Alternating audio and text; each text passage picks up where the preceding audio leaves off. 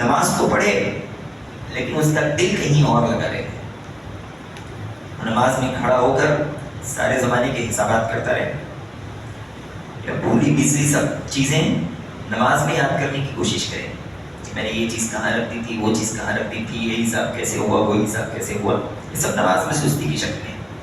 اللہ کے نبی علیہ الصلوۃ والسلام نے کہا تلک صلاۃ المنافق، تلک صلاۃ المنافق یجلس یرقب حتی اصفرت الشمس وكان بين قرني الشيطان قام فنقر أربعا لا يذكر الله فيها إلا قليلا۔ نبی علیہ السلام نے کہا کہ وہ منافق کی نماز ہے، وہ منافق کی نماز ہے، منافق کی نماز ہے۔ کیسی نماز منافق کی ہے؟ آپ علیہ السلام کہتے ہیں کہ بیٹھا رہتا ہے تو اس وقت تک کا انتظار کرتا ہے جب تک کہ سورج پیلا نہ پڑ جائے، اور جب سورج غروب ہونے والا ہوتا ہے اور وہ شیطان کے دو سینگوں کے درمیان ہوتا ہے، فوری اٹھتا ہے اور کبے کی طرح 4 پھونگے مار کر اپنی نماز ختم کر لیتا ہے۔ منافق کی نماز ہے۔ تو نماز ٹال کر ادا کرنا، اس کے ارکان و واجبات کا لحاظ نہ رکھنا، یا نماز میں کھڑے ہونا دل جمعی کے ساتھ، احسان کے ساتھ نماز ادا نہ کرنا، یہ منافقین کی علامات ہیں۔ اور اللہ سبحانہ و تعالی نے کہا فَوَيْلٌ لِّلْمُصَلِّينَ الَّذِينَ هُمْ عَنْ صَلَاتِهِمْ سَاهُونَ الَّذِينَ هُمْ يُرَاءُونَ۔ اللہ نے کہا کہ ان نمازیوں کے لیے ویل نامی جہنم ہے، جو نماز ادا کرتے ہیں تو سستی کے ساتھ اپنی نمازوں سے غفلت برتتے ہیں، اور کھڑے بھی ہوتے ہیں تو ریاکاری کے ساتھ کھڑے ہوتے ہیں، بس دوسرے دیکھ لیں کہ ہم نے نماز ادا کر دی بس کافی ہے، اگر نہ دیکھیں تو وہ بھی ہضم کر جاتے ہیں۔ اللہ سبحانہ و تعالیٰ اس سے ہماری حفاظت کرے۔ حالانکہ روز قیامت سب سے پہلا حساب اسی عمل کا لیا جائے گا۔ اللہ کے نبی علیہ السلام کہتے ہیں اول ما يحاسب به العبد يوم القيامة الصلاة فإن صلحت صلح سائر عمله وإن فسدت فسد سائر عمله۔ نبی علیہ السلام نے کہا کہ روز قیامت سب سے پہلے بندے کی نماز ہی جانچی جائے گی۔ اگر نماز درست ہو تو سارے اعمال درست گردانے جائیں گے، سارے اعمال ٹھیک ٹھاک ہوں گے، اور اگر نماز درست نہ ہو تو پھر اس انسان کا کوئی عمل درست تصور نہیں کیا جائے گا۔ تو نماز کا بڑا کردار ہے۔ اس سلسلے میں اسلاف کہا کرتے تھے کہ اگر کوئی آدمی تمہیں بے وجہ نماز باجماعت سے پیچھے نظر آئے تو اسے چھوڑ دو، اس سے الگ ہو جاؤ، اس سے کبھی دوستی مت کرو، اس لیے کہ اس انسان میں خیر نہیں ہے جو صرف نماز باجماعت ادا نہ کرے، اور جو سرے سے نماز چھوڑ دے اس انسان کی کیا حالت ہوگی۔ اور اللہ نے بھی سورہ ماعون میں کیا کہا فَوَيْلٌ لِّلْمُصَلِّينَ، نمازیوں کے لیے ویل نامی جہنم ہے، مصلیوں کے لیے، اور جو سرے سے نماز چھوڑ دے۔ اللہ کے نبی علیہ السلام نے اسی لیے کہا تھا کہ بین العبد والکفر ترک الصلاۃ، بندے اور کفر کے درمیان جو چیز حد فاصل ہے وہ نماز ہے۔ جب تک بندہ نماز ادا کرتا رہے گا مسلمانوں کی صفوں میں رہے گا، مسلمانوں کی فطرت پر رہے گا۔ جب بندہ نماز چھوڑ دے تو یہ کی جو چیز تھی جو بندے اور دوسرے قوموں کے درمیان فرق کرنے والی تھی، اب کوئی فرق باقی نہیں رہے گا، اور سمجھ نہیں آئے گا کہ مسلمانوں کی صفوں سے ہے یا دوسروں کی صفوں سے ہے۔ تو نماز کی بڑی اہمیت ہے۔ نماز کے لیے چند شرطیں ہیں، ان شرطوں میں سے ایک شرط یہ ہے کہ جو آدمی نماز ادا کرنا چاہے اس کے کپڑے پاک ہو، اس کا بدن پاک ہو۔ اللہ سبحانہ و تعالی نے کہا وَثِيَابَكَ فَطَهِّرْ، آپ اپنے کپڑوں کو پاک رکھا کیجیے، ٹھیک ہے۔ اسی طرح جسم کی بات ہے، اللہ کے نبی علیہ السلام نے مزی کے سلسلے میں علی رضی اللہ تعالیٰ عنہ سے کہا تھا یغسل ذکرک ویتوضا، کہ اپنے ذکر کو دھو لو جہاں گندگی لگی ہوگی اور پھر وضو کر لو۔ جسم کا پاک ہونا بھی ضروری ہے اور کپڑوں کا پاک ہونا بھی ضروری ہے۔ اگر جانے انجانے میں ہمارے لباس میں کوئی گندگی لگی ہو اور ہمیں اس کا علم نہ ہو تو نماز ادا ہو جائے گی، لیکن اگر دوران نماز ہمیں اس کا علم ہو تو ہمیں اسے فوری اپنے سے دور کرنا پڑے گا. یا تو اس کپڑے سے اگر گندگی کھینچ کر نکالی جا سکتی ہے نکالی جائے گی, یا پھر اگر کپڑا نکال دیا جا سکتا ہے تو کپڑا ہی نکال دیا جائے گا. ویسے ہی جیسے اللہ کے نبی علیہ الصلوۃ والسلام کی جوتی میں گندگی لگی تھی, نبی علیہ الصلوۃ والسلام نماز ادا کر رہے تھے, اتنے میں اللہ کے نبی علیہ الصلوۃ والسلام نے جوتی اتار دی. سارے صحابہ نے بھی پیچھے سے جوتیاں اتار دی. نبی علیہ الصلوۃ والسلام نے کہا کہ تم نے اپنی جوتیاں کیوں نکالی؟ انہوں نے کہا رأینا اخلعتنا علیہ, کہ ہم نے دیکھا کہ آپ نے اپنی جوتی نکال دی, لہٰذا ہم نے بھی اپنی جوتیاں نکال دی. اللہ کے نبی علیہ الصلوۃ والسلام نے کہا کہ دوران نماز جبریل علیہ الصلوۃ والسلام میرے پاس آئے اور انہوں نے بتایا کہ میری جوتی میں گندگی لگی ہے, اسی لیے میں نے اپنی جوتی اتار دی. لہٰذا تم میں سے کوئی آدمی مسجد آئے اور جوتی پہن کر آئے اور جوتی میں نماز ادا کرنا چاہے تو وہ دیکھ لے کہ اس کی جوتیاں صاف ہے کہ نہیں ہے. الغرض نماز کی شرطوں میں سے شرط یہ ہے کہ آدمی کا جسم پاک ہو, اس کا کپڑا پاک ہے. اسی طرح جس جگہ وہ نماز ادا کر رہا ہے وہ جگہ بھی پاک ہو, جگہ پر گندگی نہ ہو. اگر کوئی گندگی رہی ہو تو اسے صاف کر لیا جائے. جگہ صاف ہونے کی 2-3 ذریعے ہوتے ہیں. ایک پانی, اور یہی اصل ہے. دوسرا پانی نہ ہو لیکن اس پر سورج کی شعاعیں اتنی بڑی ہوں کہ اس کی گندگی ظاہر ہو جائے, تب بھی زمین پاک ہو جایا کرتی ہے, لیکن اس کے لیے وقت لگتا ہے. آدمی فوری طور پر زمین صاف کرنا چاہتا ہے تو پانی ہی, جیسا کہ مسجد نبوی کے سلسلے میں آتا ہے جہاں اعرابی فقال فی طائفۃ المسجد, ایک اعرابی آئے اور مسجد کے کونے میں کھڑے ہو کر پیشاب کرنے لگے. فزجرہ الناس, لوگوں نے انہیں ڈانٹنا پیٹنا شروع کیا. نبی علیہ الصلوۃ والسلام نے منع کیا, اور جب وہ فارغ ہو گئے تو نبی علیہ الصلوۃ والسلام نے کہا فأمرہ بذنوب من ماء, نبی علیہ الصلوۃ والسلام نے ایک ڈول پانی ڈالنے کا حکم دیا, اس لیے کہ پانی ڈالنے سے وہ گندگی ظاہر ہو جائے گی, زمین پاک ہو جائے گی. اور چونکہ مسجد نماز ادا کرنے کی جگہ ہے اس لیے اللہ کے نبی علیہ الصلوۃ والسلام نے اس جگہ کی پاکی کا لحاظ رکھا. نماز کی شرطوں میں سے ایک شرط یہ بھی ہے کہ آدمی کا سطر ڈھکا ہو.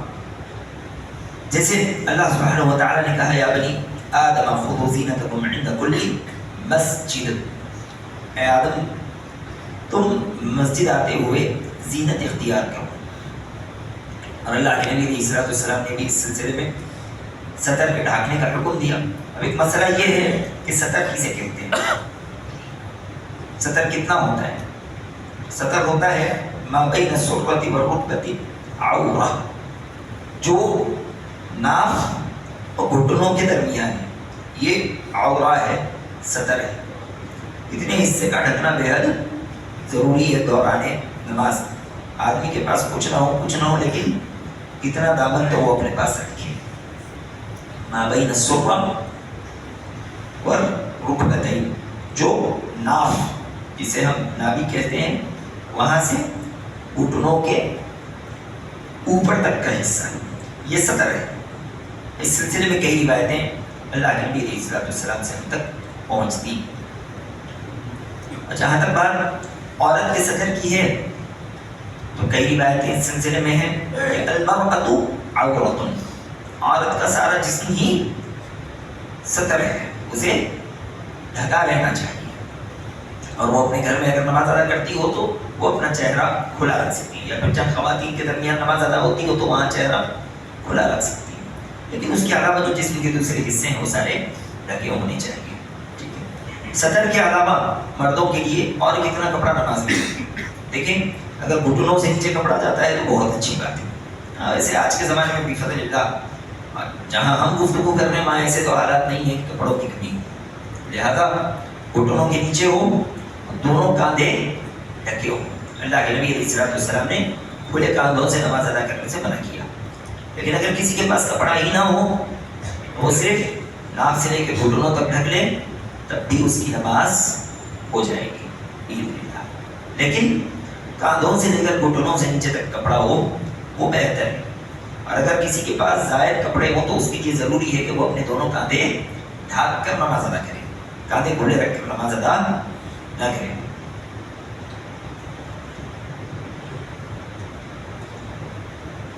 یہ نماز کی شرائط میں سے کچھ شرطیں تھیں.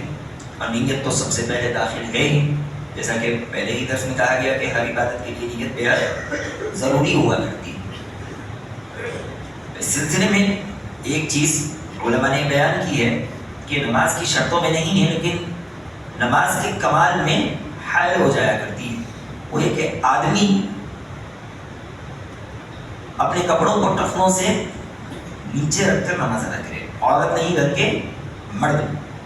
اس سے ہوتا یہ ہے کہ اللہ سبحانہ و تعالیٰ اس انسان پر رحمت کی نظر نہیں ڈالتا اور اس انسان کو نماز کا ثواب بھی نہیں ملا کرتا، جیسا کہ اللہ سبحانہ و تعالیٰ نے کہا، نبی علیہ السلام نے کہا لا ينظر اللہ الا من جر ثوبه خیلا، اللہ اس شخص کی طرف رحمت کی نظر نہیں ڈالتا جو اپنے کپڑوں کو ٹخنوں سے نیچے لٹکائے۔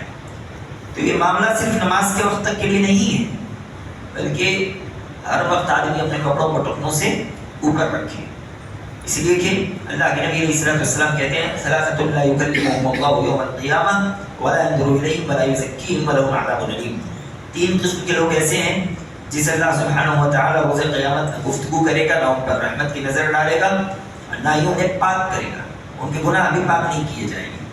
ان میں سے ایک اللہ کے نبی علیہ السلام نے کہا المسبل ازارہ، وہ آدمی بھی ہے جو اپنے کپڑوں کو ٹخنوں سے نیچے لٹکایا کرتا ہے۔ یہ عمومی گفتگو ہے، صرف نماز کے وقت تک کی گفتگو نہیں ہے، لیکن ایک ہی امید ہوتی ہے ہمیں کہ اللہ سبحانہ و تعالیٰ اپنے رحم و کرم سے ہمارے گناہوں کو مٹا دے، لیکن جب اللہ کے رحمت ہی کی امید ختم ہو جائے تو گناہوں کے مٹنے اور دھلنے کی امید بھی ختم ہو جاتی ہے۔ لہذا اس امید کا دروازہ کبھی بند نہ کرے۔ اب مرد آدمی کے لیے تو کپڑا نیچے رکھنا بڑی شرم کی بات ہے، یہ عورتوں کی علامت ہے۔ مرد آدمی مردانگی پر ترا کرتا ہے، مردانگی والی جو نشانیاں ہیں اسے اختیار کر کے فخر محسوس کرتا ہے۔ عجیب ہے کہ آج کا ہمارا معاشرہ عورتوں جیسی علامات اختیار کرتا ہے اور پھر فخر محسوس کرتا ہے۔ اس چیز سے بچنا بے حد ضروری ہے۔ اور نماز کی شرائط میں سے ایک شرط یہ بھی ہے کہ آدمی قبلہ رخ ہو۔ جہاں تک بات فرض نماز میں ہے تو شروع سے آخر تک قبلہ رخ ہو کر نماز ادا کرنی ضروری ہے، اور جو نفل نمازیں ہوتی ہیں اس میں اگر آپ سواری پر ہو تو پہلے قبلہ رخ ہو لیا جائے، پھر اس کے بعد سواری جہاں جاتی ہے جانے دی جائے، کوئی مسئلہ نہیں۔ اللہ کے نبی علیہ السلام اونٹ وغیرہ پر ویسی نماز ادا کرتے تھے۔ قبلہ دو طرح کا ہوتا ہے، ایک عینی، ایک جہتی۔ کون سا؟ ایک عینی، ایک جہتی۔ عینی قبلہ یہ ہوتا ہے کہ جیسے آپ کعبۃ اللہ کے سامنے کھڑے ہو، اس وقت آپ کے لیے ضروری ہے کہ آپ سیدھے اپنا چہرہ کعبۃ اللہ کی طرف کریں۔ آپ اگر ایک طرف کھڑے ہوں گے اور آپ کا رخ کعبۃ اللہ کے باتوں سے نکل جائے گا تو آپ نماز کی شرطوں میں سے ایک شرط کو کھو دیں گے جو کہ قبلے کی شرط ہے، آپ کی نماز درست نہیں ہوگی۔ جہاں کعبۃ اللہ کے قریب ہو، جہاں سے آپ کو کعبۃ اللہ نظر آتا ہو، وہ عینی قبلہ ہے، آپ کو بالکل اس کے سامنے کھڑے ہونا پڑے گا یا پھر اس کی طرف اپنا چہرہ کرنا پڑے گا۔ اس لیے آپ دیکھیں کعبۃ اللہ کے جو پتھر بھی بچھے ہوئے ہیں وہ عینی قبلے ہی کے اعتبار سے بچھے ہوئے ہیں، کہ تمام طرف سے پتھر ایسے بچھائے گئے ہیں کہ اگر آپ کہیں بھی اس پتھر کے حساب سے کھڑے ہو جاؤ تو آپ کا چہرہ سیدھے کعبۃ اللہ کی طرف ہوتا ہے۔ ایک ہے جہتی قبلہ، جو کعبۃ اللہ سے دور لوگ ہیں، جو حرم کے باہر سے شروع ہوتے ہیں اور یہاں تک پہنچتے ہیں، اور یہاں سے بھی آگے اگر کسی کا ملک ہے تو وہاں تک بھی پہنچ جاتا ہے۔ ہمارے لیے کعبۃ اللہ کی جہت ہے، جس جہت پر کعبۃ اللہ ہے اس جہت پر چہرہ کریں گے، اس لیے کہ ہم عین نہیں رکھ سکتے بالضبط کہ ایسے ہی کھڑے ہونا ہے، ایسے ہی کھڑے ہونا ہے، لیکن کتنی بھی کوشش کیجیے آگے پیچھے تو ہونا ہی، تھوڑا بہت اگر آگے پیچھے ہوگا تو کوئی مسئلہ نہیں ہے۔ اتنی گنجائش ہمارے لیے ہے کہ اس لیے کہ ہمارے لیے جہت ضروری ہے، عین ضروری نہیں ہے۔ اور عین یعنی بالضبط ہم کھڑے ہو بھی نہیں سکتے، اگر کوئی آدمی اس کی کوشش کرے گا تو کوئی تکلف ہوگا اور خود پر زبردستی بوجھ لاد دینا ہوگا۔ تو ہمارے لیے جہت ہے، سارے ہندوستان وغیرہ کے لوگ اور جتنے دور کے ممالک ہیں سارے جہتی قبلہ ہی اختیار کرتے ہیں، اور جہتی قبلہ ہی اختیار کرنا پڑے گا۔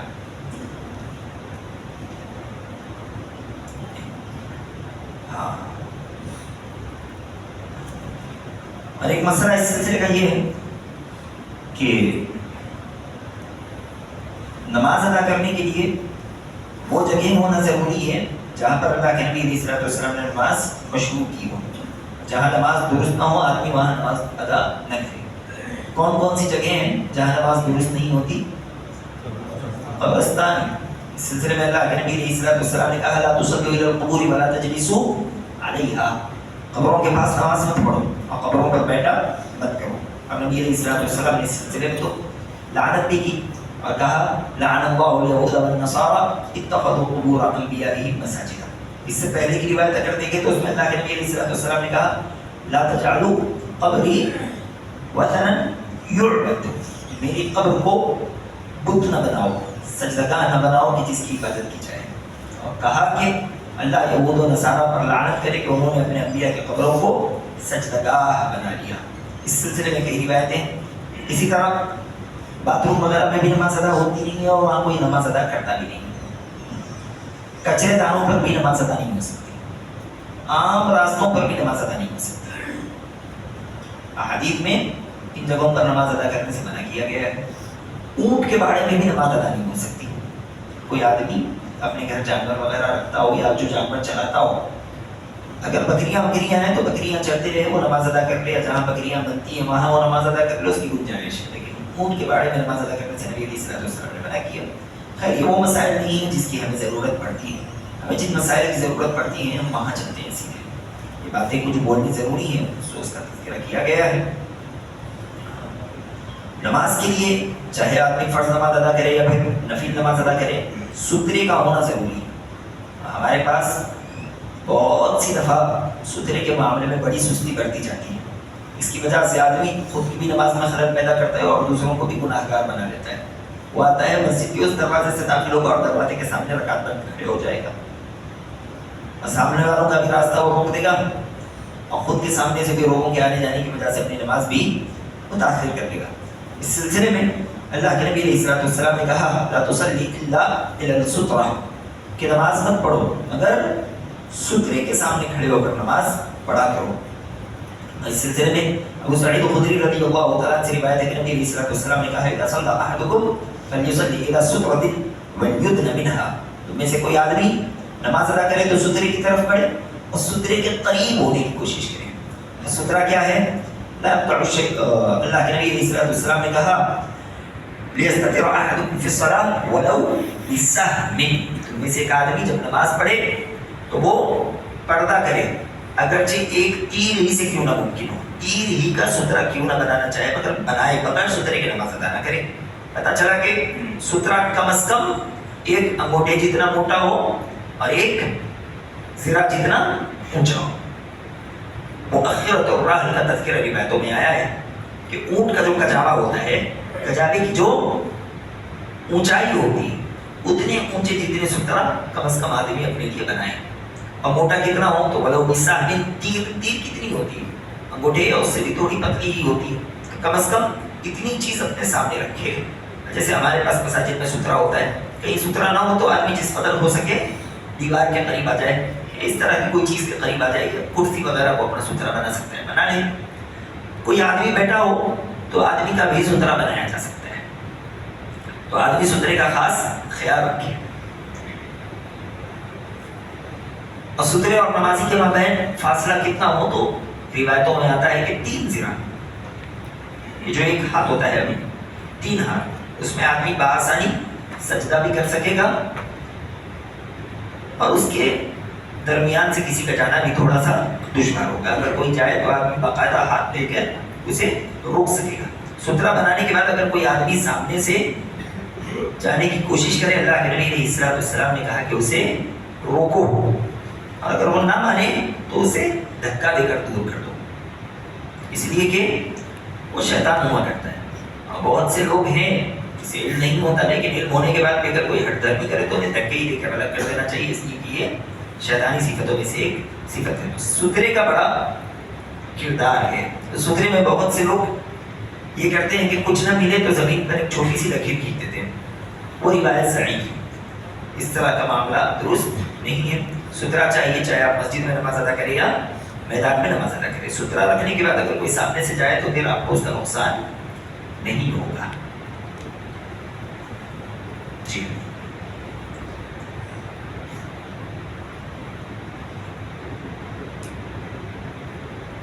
صفوں کی درستگی کا بھی ایک مسئلہ ہے. باجماعت نماز پڑھیں. اللہ کے نبی علیہ السلام نے کہا استعوا واعتدلوا فإن صفوفكم فإن تسوية الصلاة فإن تسوية الصفوف من إقامة الصلاة. نبی علیہ السلام نے کہا کہ برابر برابر کھڑے ہو جاؤ ایک دم مضبوطی کے ساتھ. استعوا واعتدلوا صفیں درست کرو برابر کھڑے ہو جاؤ. اس لیے کہ صفوں کی درستگی نماز کی تکمیل میں سے. جو صفیں جس قدر درست رہیں گی وہ نمازیں اسی قدر مکمل ہوں گی. صفوں کی درستگی نہ ہو تو نماز بھی مکمل نہیں ہوا کرتی. اور ایک روایت میں اللہ کے نبی علیہ السلام نے کہا کہ تمہاری صفیں فرشتوں کی صفوں کی طرح بنائی گئی. جس طرح آسمان پر اللہ سبحانہ و تعالیٰ کے سامنے فرشتوں کی صفیں ہوتی ہیں, اللہ سبحانہ و تعالیٰ نے زمین پر بھی ہماری صفیں ویسی ہی بنائی ہوئی ہیں. تو یہاں تک تو بات تھی کچھ ایسے اہم مسائل کی جس کا جاننا ضروری تھا. ویسے مسائل بہت ہیں جسے ہم نے چھوڑ دیا, وقت اس بات کی اجازت نہیں دیتا, اس لیے کہ نماز کا طریقہ بھی بتانا ہے اور اس کا عملی طریقہ بھی آپ لوگوں کو مشقی طور پر دکھانا ہے. تو سب سے پہلے تکبیر تحریمہ کی بات ہے.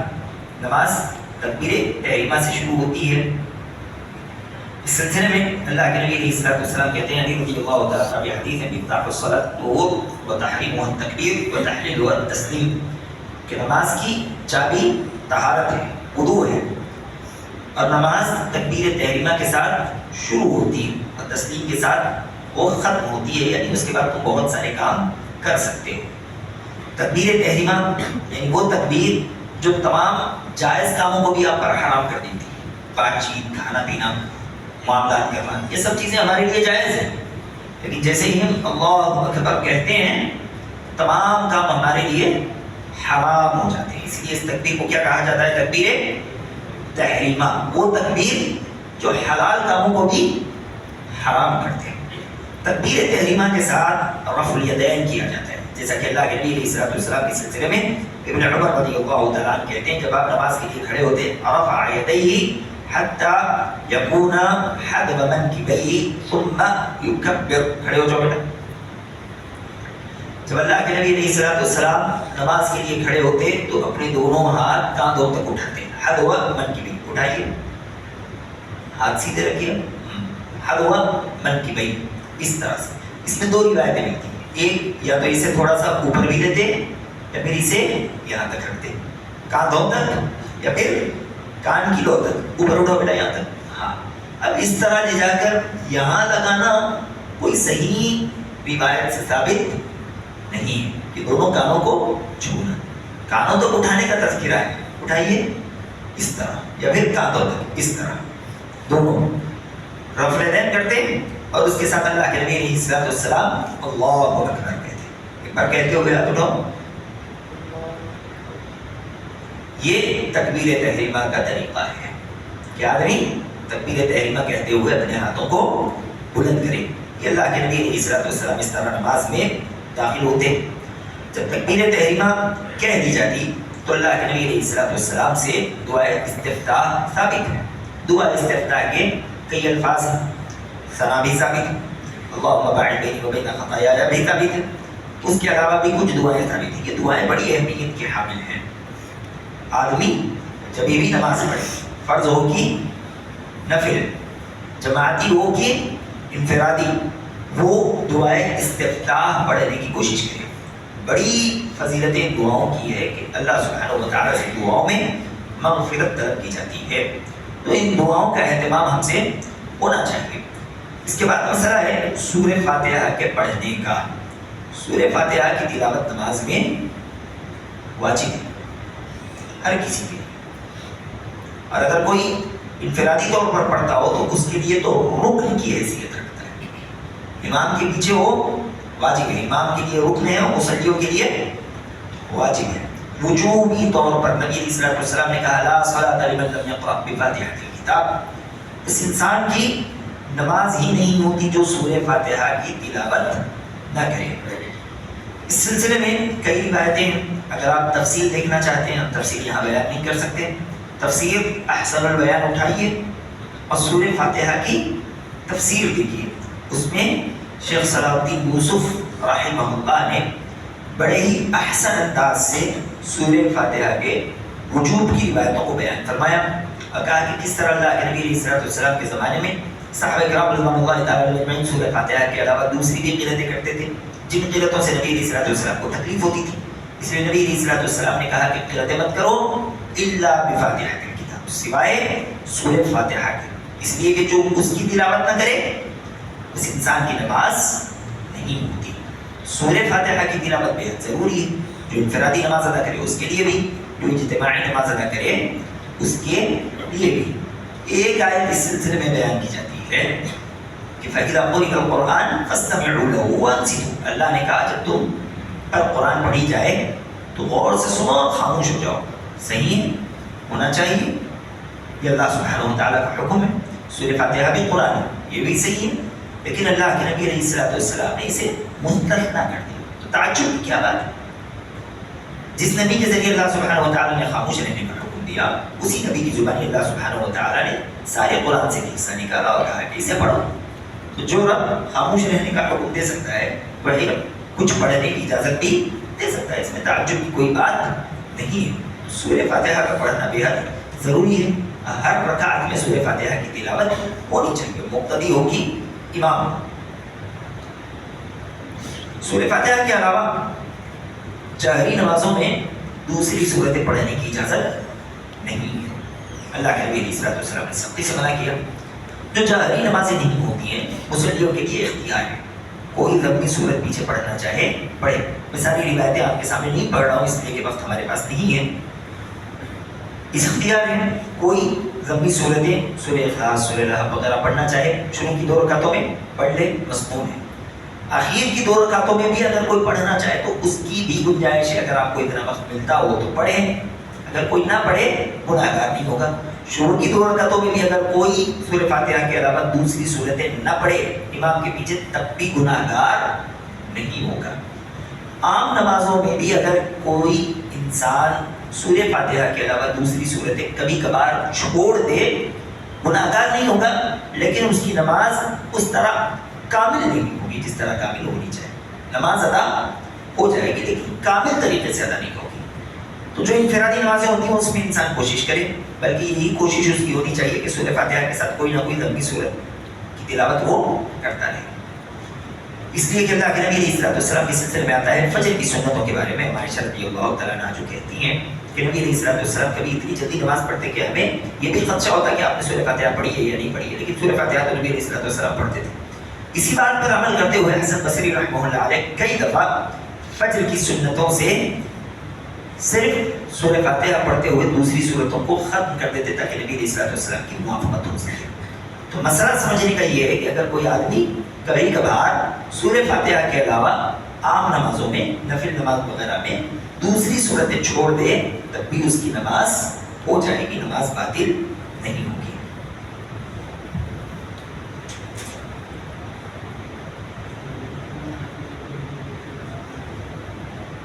نہیں، ان انسان کے لیے پورا رکوع پوری رکعت دہرانی پڑے گی. ہم اسی کے قائل ہیں، اس لیے کہ دیکھیں قیام رکن ہے، سورہ فاتحہ رکن ہے. اور وہ جو روایت اللہ کے نبی علیہ السلام سے آئی کہ ایک صحابی مسجد میں داخل ہوئے، جماعت چل رہی تھی، وہ مسجد ہی سے رکوع کرتے ہوئے آ کر جماعت میں مل گئے. نبی علیہ السلام نے دعا دی برکت کی اور کہا لا تعود. اس روایت میں احتمال ہے کہ آپ نے لا تعود کہا ہے یا لا تعد کہا، کہ اس جماعت کو شمار نہ کرو، یہ بھی امکان ہے. اس رکعت کو شمار لا تعود کہ اس رکعت کو دوبارہ مت دہراؤ، یہ بھی امکان ہے. یہ بھی امکان ہے کہ آئندہ ایسا مت کرو. تو ایک احتمال کی وجہ سے ہم 2 رکنوں کو نہیں چھوڑ سکتے. عبدالرحمن بن یحییٰ المعلم رحمہ اللہ علیہ نے اس سلسلے میں بڑا بہترین مقالہ لکھا اور وہ اسی کے قائل ہے کہ جو آدمی رکوع پائے اس آدمی کی رکعت ادا نہیں ہوگی. اور ہندوستانی جتنے علماء ہیں جو اہل سنت والجماعت میں سے ہیں وہ بھی اسی بات کے قائل ہیں کہ رکوع پانے سے انسان کی رکعت ادا نہیں ہوگی. جماعت مل جائے رکعت ادا نہیں ہوگی. اگر کوئی آدمی اس کا قائل ہے کہ رکوع پانے سے نماز ہو جاتی ہے تو اس کے لیے ضروری ہے کہ اگر رکوع چلتا ہے تو وہ مسجد ہی سے رکوع کرتے ہوئے آ کے نماز میں اسی صحابی کی طرح جس طرح انہوں نے عمل کیا تھا.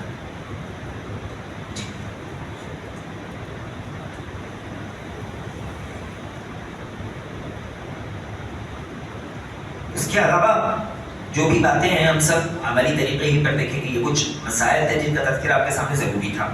اور جیسے تکبیر تحریمہ کی بات ہو، رفع الیدین کی بات ہو. جی سفر پہلے واجبی نمازیں تو دیکھ لیں گے حاضر کے دوران، پھر اس کے بعد سفر کی نمازوں پر آئیں گے. ایک مسئلہ ہے 4 وقت رفع الیدین کا.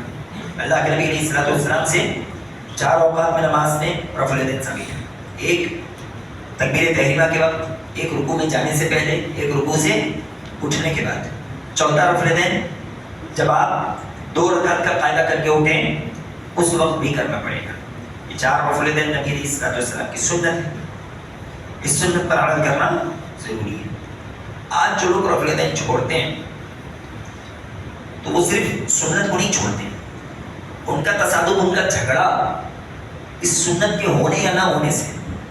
اتنی روایتیں صحیح ان کے پاس آ جانے کے باوجود اس سے ان کا جھگڑا چلا رہتا ہے. تو یہاں پہ بات صرف سنت کی نہیں بلکہ نبی علیہ الصلوۃ والسلام کے فرمان کے لینے کو، نبی علیہ الصلوۃ والسلام کے فرمان کے چھوڑنے کو. ان سے کہا جائے کہ 4 ائمہ میں سے 3 کے پاس رفع الیدین درست ہے، وہ اس بات کو قبول کریں گے. اگر ان سے یہ کہا جائے کہ نبی علیہ الصلوۃ والسلام سے رفع الیدین درست ہے، وہ اس بات کو قبول نہیں کریں گے. ہاں امام رفع الیدین کرتے ہیں، بات مقبول ہے. نبی علیہ الصلوۃ والسلام رفع الیدین کرتے تھے، نہیں ایسے کیسے ہو سکتا ہے؟ بات مقبول نہیں ہے. امام کی بات لے دی جا سکتی ہے، نبی علیہ الصلوۃ والسلام کی موافقت کرتے ہوئے آپ رفع الیدین نہیں کر سکتے. تعصب کی انتہا ہے. ایک مسئلہ ہے تبرک کا. تبرک ہم عملی طریقے پر دیکھیں گے انشاءاللہ باذن تعالی. جلسے استراحت، اس میں بھی بہت سے لوگوں کی کوتاہی ہوتی ہے. جلسے استراحت یہ ہے کہ جب آپ پہلی اور تیسری رکعت میں سجدے سے اٹھتے ہیں تو فوری طور پر نہ اٹھیں. نبی علیہ الصلوۃ والسلام کی سنت ہے کہ آپ بیٹھا کرتے تھے اطمینان کے ساتھ، اتنا جس سے جسم کی ساری ہڈیاں اپنی اپنی جگہ پر آ جاتی. پھر اس کے بعد ایک مرتبہ اٹھ کے بتاؤ بیٹا یا آپ نے سجدہ کیا، سجدہ کیجیے، اللہ اکبر، اٹھیے، بیٹھے ہیں سے اتنی دیر، پھر آپ اٹھیے. اتنا جلسہ ہونا چاہیے.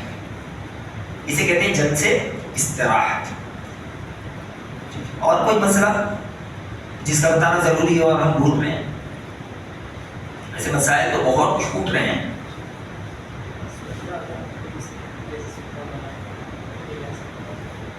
اگر آپ ستھرا بنے ہوئے ہو تو آپ اٹھ کے چلے جا سکتے ہیں، اگر آپ مصلی کا راستہ نہ کاٹ رہے ہو. لیکن بہتر یہ ہے کہ آپ اس کے سامنے بیٹھے رہیں. جی ہاں، 2 بیٹھنا کیسے؟ وہ تو واجب ہے، وہ رکن ہے. وہ نہیں بیٹھیں گے تو نہیں ہوگا نا. وہ تو رکن ہے، آپ کو بیٹھنا ہی پڑے گا. دعا میں اختلاف ہے کہ چھوٹی دعا لمبی دعا، لیکن تمام جو ارکان ہیں وہ اطمینان کے ساتھ ادا کیجیے. یہ اطمینان بھی نماز کا ایک رکن ہے. آپ جلدی جلدی کبھی کی طرح ڈھونگے ماریں گے تو نماز ادا نہیں ہوگی. حدیث موسی علیہ السلام یہی تو ہے، وہ جلدی جلدی نماز ادا کرتے تھے. نبی علیہ الصلوۃ والسلام نے کہا کہ اذا فصلی فإنک لم تصلی، جاؤ نماز پڑھو اس لیے کہ تم نے نماز ہی نہیں پڑھی. جلدی جلدی نماز پڑھنے کی وجہ سے اللہ کے نبی علیہ الصلوۃ والسلام نے اصلا پوری نماز ہی کا انکار کر دیا کہ جاؤ تم نے نماز ہی ادا نہیں کی. پھر مسئلہ ہے سینے پر ہاتھ باندھنے کا. علی رضی اللہ تعالیٰ وغیرہ کی سلسلے کی بہت روایتیں سینے پر ہاتھ باندھنے پر دلالت کرتی ہیں، جو کہ بالکل صحیح ہے. جیسے صحیح ابن خزیمہ میں وائل بن حجر وغیرہ کی روایت ہے. ٹھیک ہے، اس سلسلے میں ہم نبی بحث نہیں کریں گے. جو اصل اور جو درست عمل ہے وہ ہم نے آپ کے سامنے بیان کر دیا. اب سینے پر ہاتھ باندھنے کے 3 طریقے ہیں. ایک یہ کہ آپ ہاتھ کو اس طرح رکھ لیجیے، ایک یہ کہ آپ ہاتھ کو اس طرح اپنے پونچے کو ہاتھ سے پکڑ لیجیے، تیسرا یہ ہے کہ آپ ہاتھ کو ایسے رکھ لیجیے. یہ طریقے درست ہیں، آدمی جیسا کرنا چاہے کرے. چلے صفے بنائیے، ہم نماز دیکھتے ہیں.